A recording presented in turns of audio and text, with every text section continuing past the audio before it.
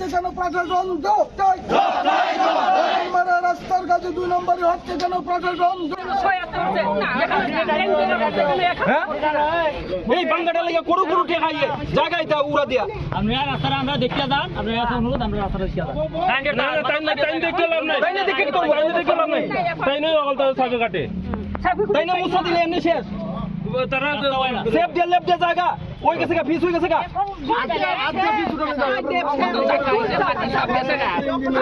জুরাত sir আপনারা আমরা দেখতে ছাড়ছি তো অত বছর থেকে অতদিন হয়েছে স্যাংশন হয়েছে রাস্তার কাজ আপনি কেন করাইছেন না এটা এখন সব পাবলিক জমা হওয়ার পরে আপনার মনে হচ্ছে কালকে থেকে ধর্ম না এটা কি ধরনের সিস্টেম মেটাল আসলো না মেটাল আসলো না মেটালিং করা হয়েছে কতদিন হয়েছে রাস্তার কোনো সিস্টেমে আপনারা কাজ করাইছেন পাবলিকরা কইছেন পুকুর হিসান পাবলিকে পুকুর হিচ্ছে তারপরে আপনারা হরিংমারা রাস্তা হ্যাঁ দীর্ঘদিন ধরে এটার কাজ হইতে আছে না প্লাস সেদিনে আমরা আগুন লাগছে হরিংমারা গ্রামে একজনের বাড়িতে ফায়ার ব্রিগেডও যাইতে পারে না হ্যাঁ রাস্তার লাগিয়া হ্যাঁ তারপরে ইলেকট্রিক তারও লটকে রয়েছে সব কিছু একই তালে জলেরও সমস্যা সব দিকে রাস্তাটা হইছে মেইন আমাদের হ্যাঁ রাস্তার লাগে একটা পরিবার ধ্বংস হয়ে গেল গা হ্যাঁ দ্বিতীয় নম্বর হচ্ছে জলের সমস্যা এই জল খাওয়ানো যায় না তৃতীয় নম্বর হচ্ছে আমাদের ইলেকট্রিক লাইনগুলি সব লুজ হয়ে পড়ে রয়েছে একদিনও তারা কইল না যে আমরা লাইনটি